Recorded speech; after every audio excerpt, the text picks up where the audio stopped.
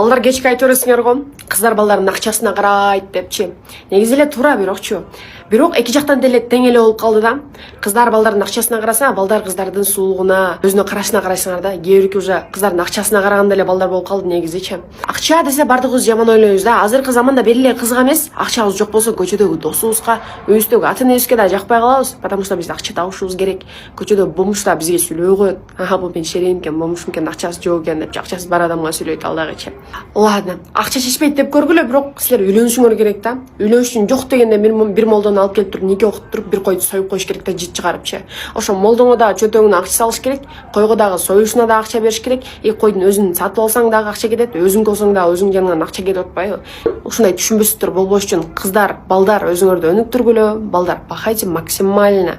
Көчөдө бирөөгө акчага карай туда-сюда деп сүйлөп жүрбөй, бул жерге иштегиле демилдебей. Кыздарга жөндөн-жөн акчаңарды чачып жүрө бербей.